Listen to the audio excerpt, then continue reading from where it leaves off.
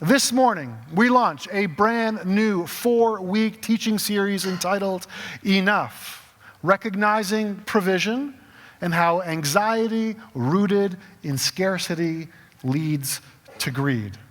And I know that feels like a bit of a mouthful, but as we build up to Christmas during this season of Advent, we're going to revisit what it means to ready and to prepare ourselves for what's coming.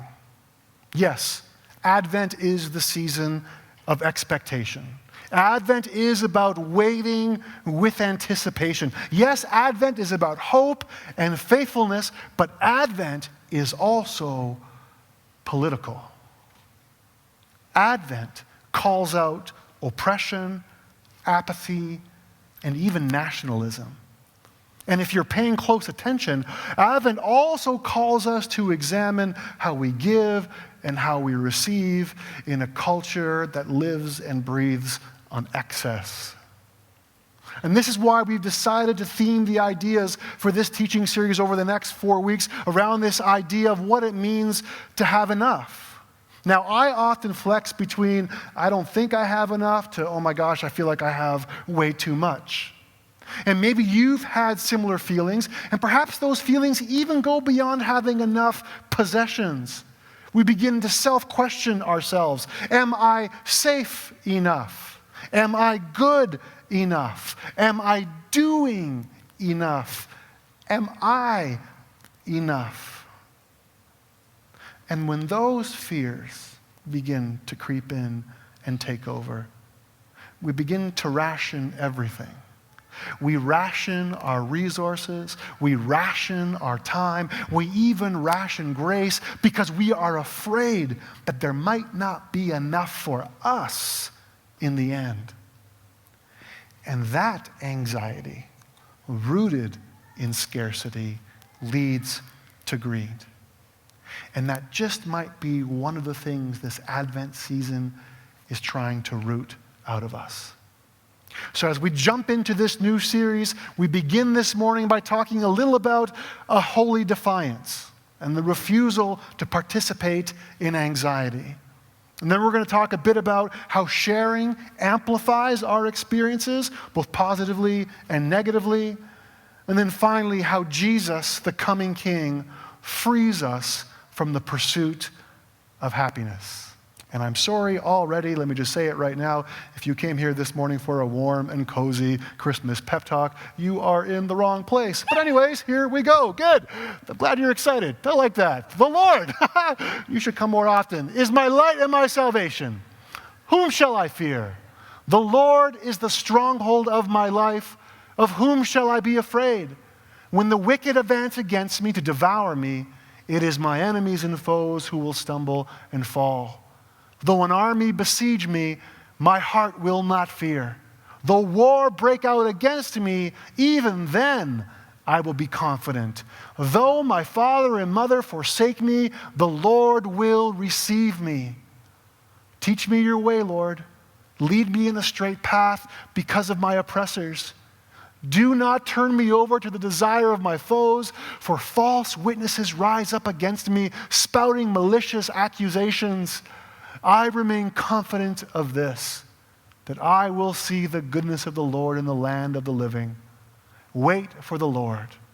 Be strong and take heart, and wait for the Lord. Though an army besiege me, the Lord is my light and my salvation. Whom shall I fear? Though war break out against me, the Lord is my light and my salvation. Whom shall I fear? Though my father and mother forsake me, the Lord is my light. Whom shall I fear? Even though I feel like I'm being attacked, even though things aren't working out in my favor, even though those who were supposed to look after me are not, the Lord is my light and my salvation. Whom shall I fear? The psalmist is naming threats to well-being. Powers, situations, people that threaten to take something from us and thus feed the fear that you and I are not going to have enough. Now, thanks be to God that we don't live in a country where actual armies are coming to do us physical harm or to take things from us. But we do live in a time where there are armies of messages that bombard us every day, convincing us to worry that we don't have enough. You don't have enough hair. Your skin is not soft enough. You don't look old enough. You don't look young enough. You don't have enough security at your home. You don't have enough safety features in your car. You don't have enough money in your bank account. You don't have enough fill in the blank. And we live under that constant messaging that reminds us that we have not arrived to a place of safety or prosperity or happiness because we have not bought the right product or because there's some danger lurking around the corner that we have not prepared ourselves for. And listen, there will always be a threat, whether it's real or whether it's manufactured, a threat to our sense of well-being or our sense of having enough. But the psalmist reminds us this morning, though we are under threat, though I am afraid, though it feels like I don't have enough, I have this assurance that the Lord is my light and my salvation. Of whom shall I be afraid? So then, to trust in Jesus is to refuse to participate in the anxiety that our culture creates. And even though we hear messages all the time that create worry and fear of not having enough, I will take heart. We will take heart because the Lord has been faithful to us, and we will wait patiently for as long as it takes. And so Advent is an act of defiance. It says, I will not participate in the hysteria that our culture whips up. Instead, I will trust that God will provide, and that fear, I will not let fear get the better of me. And truthfully, that is something that we have to face into at every stage of life, whether we are young or whether we are old. And for those of us who are raising young children, I actually think it's something that we need to program into our kids. Let me tell you a story. This young lad right here is my nephew. His name is Holden. He's my sister's kid. And recently he celebrated his 6th birthday. So you know what that means? The dude is flush with cash. He is flush and he knows it and he's excited about it. And my sister has been just telling me, watching his relationship around money. And they were going to go out to buy something with the birthday spoils that he had. And he says this to my sister, Mommy, I like the buying part of stuff, but I don't like the giving of the money part for the stuff. Which I totally get. I got you, dude. I got it. But who put that there in him? Where did that come from? He's only 6 years of age. Yet something is stirring inside of him.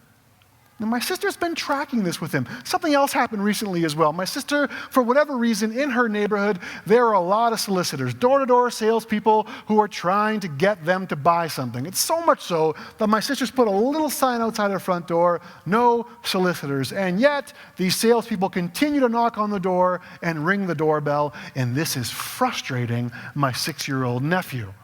He's actually getting really upset about it. So upset about it that he decided to write his own sign and stick it on the front of the house. His sign says, "No getting money, please." He actually wrote, "No getting many peas, but still you get the idea, right?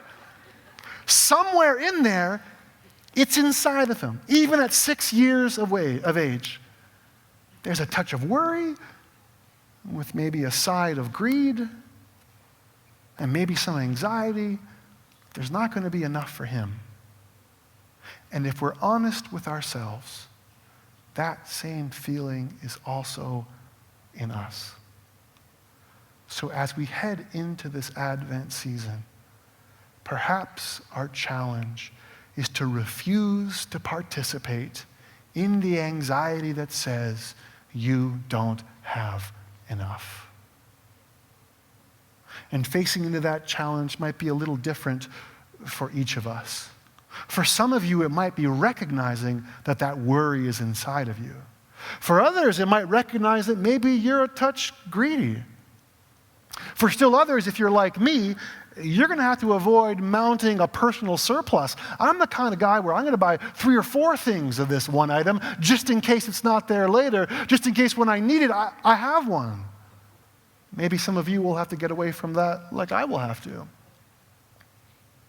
Some of you will have to undermine your own self-sufficiency and say, I'm not going to depend on myself to make sure things happen, but I'm going to trust Jesus and depend on Jesus to make sure things go the way they're supposed to go.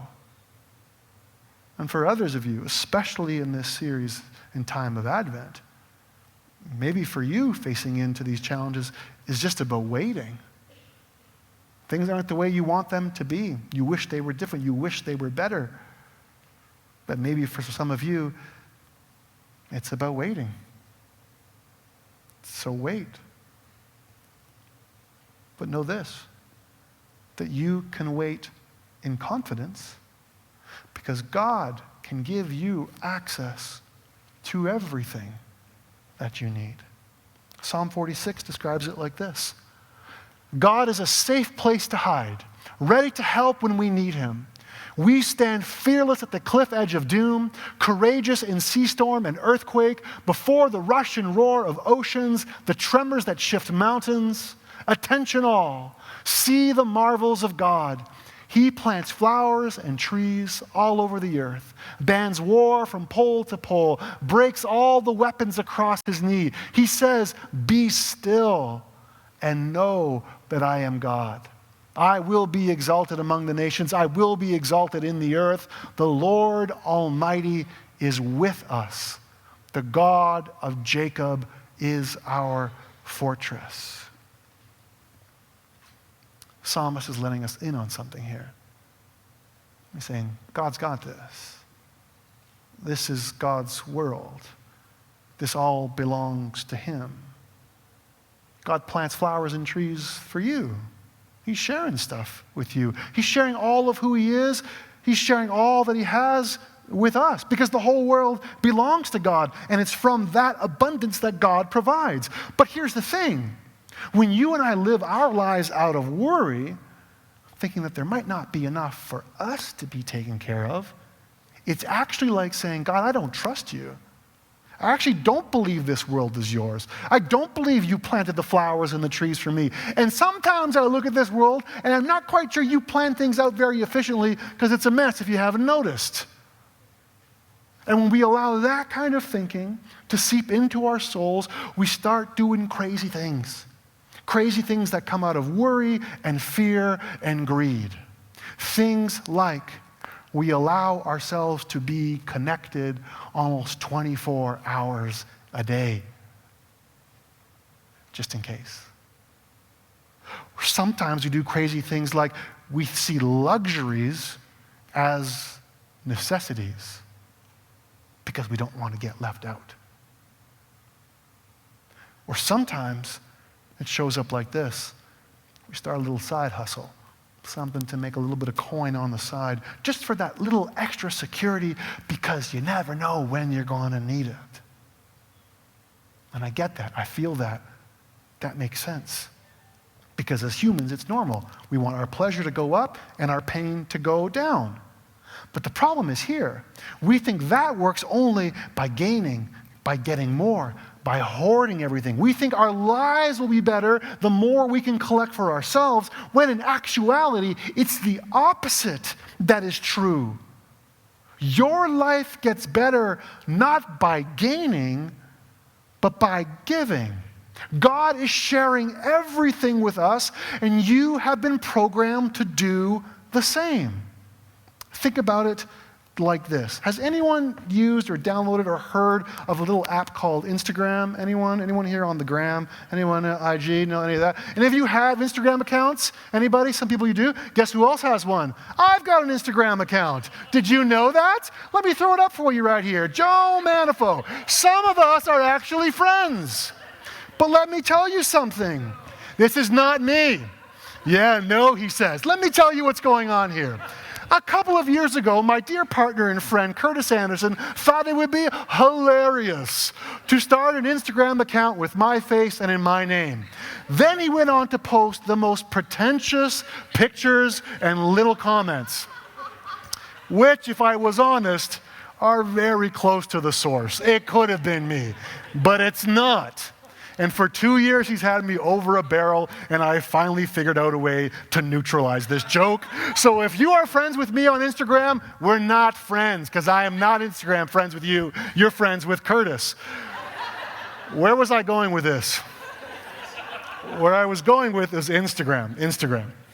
So Instagram launches on October the 5th, 2010. And on its very first night, its servers crash. Why? Because 25,000 people download the app in 24 hours. Today, there are over 600 million users and counting. And every second of the day, 1,000 pictures are uploaded. So what does that tell us? I think one of the things it tells us is that there is something hardwired in us that wants to share. Share of who we are, share what we're seeing, share what we're doing, share what we have. And again, this traces right back to when we were kids, right? If you have little ones, or you had little ones, you remember the, mommy, come see the tower that I just built, right? Or dad, come, there's this really funny show on TV, you've got to see this. It's wired in to little ones as well. Because sharing makes good things even better. And humans actually do better when they share. In fact, there was a study to prove that theory, and it turned up some interesting surprises. Here's the abstract. That in 2 studies, we found that sharing an experience with another person without communicating amplifies one's experience. Both pleasant and unpleasant experiences were more intense when shared. In study 1, participants tasted pleasant chocolate. They judged the chocolate to be more likable and flavorful when they tasted it at the same time that another person did, than when that other person was present but engaged in a different activity. Although these results were consistent with our hypothesis that shared experiences are amplified compared with unshared experiences, it could also be the case that shared experiences are more enjoyable in general. We designed study 2 to distinguish between these 2 explanations. In this study, participants tasted unpleasantly bitter chocolate and judged it to be less likable when they tasted it simultaneously with another person than when that other person was present but doing something else. These results support the amplification hypothesis. Interesting, right? Good chocolate tastes better when you're sharing it. Bad chocolate tastes worse when you're sharing it. So sharing amplifies our positive experiences. And I'm sure you've experienced that, right? Those moments and times where you've done something good for someone else and you know you've done something good. You've shared or given a part of yourself, and it's genuinely made that other person's day or made their lives better. You feel that in your countenance, right? You get goosebumps. You might even get a little bit teary. There's a spring in your step. You feel good because things are better when we share and give. Your life is actually made better when you give. But the same thing applies for our negative experiences. And you know what that feels like too, right?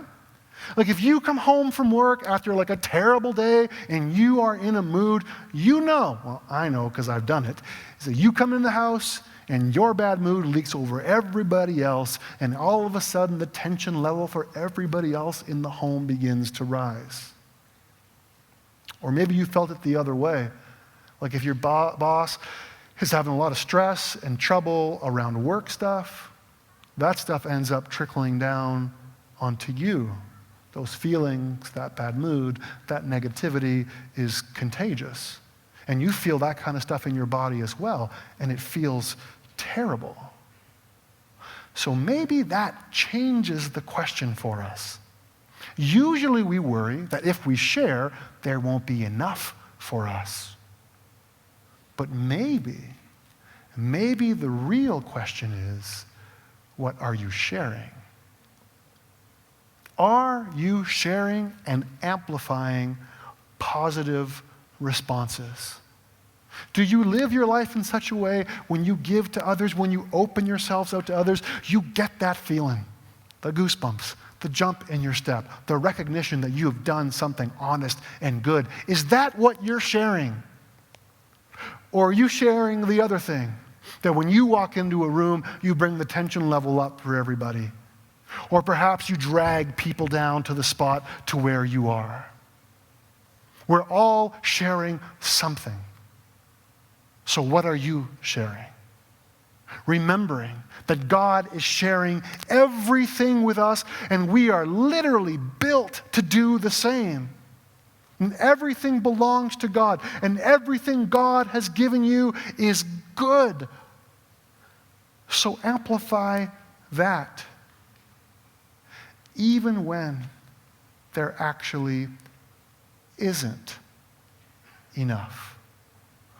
The prophet Habakkuk writes, "Though the fig tree does not bud, and there are no grapes on the vines, though the olive crop fails and the fields produce no food, though there are no sheep in the pen and no cattle in the stalls, yet I will rejoice in the Lord. I will be joyful in God, my Savior. The sovereign Lord is my strength. He makes my feet like the feet of a deer. He enables me to tread on the heights." Now, happiness, my friends, depends on trees budding, on crops coming through, and on pens being full.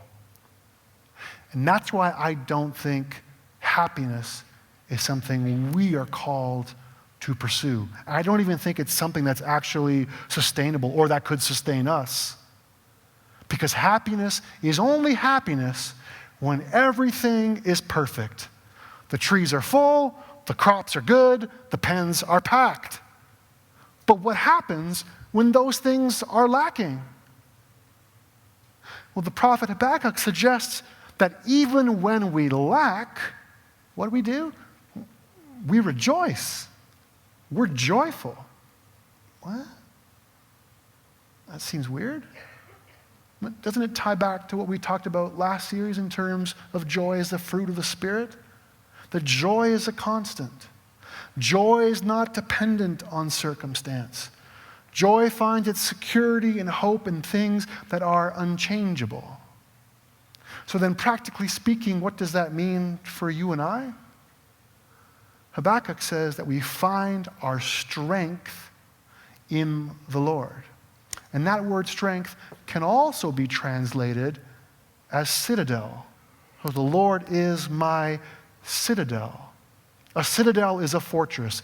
It was the strongest and safest part of ancient cities. So when the outer walls were breached, when all the other hopes and defenses had failed, the citadel was the safe house. So Habakkuk is saying that when everything else has failed, the Lord, your citadel, your safe house, will not. And that will be enough. Even if things are dark and bleak right now. because we know how it's all going to end. Our lives are eschatologically stretched. Now, eschatology is a fancy word for future things, knowing where the world is going. So our lives are eschatologically stretched between the sneak preview of the new world being born among us in the church and the old world where the principalities and powers are reluctant to give way. In the meantime, which is the only time the church has ever known, we live as those who know something about the fate of the world that the world does not yet know. And that makes us different. And that difference, my friends, is not happiness. It has nothing to do with happiness, but it has everything to do with rejoicing.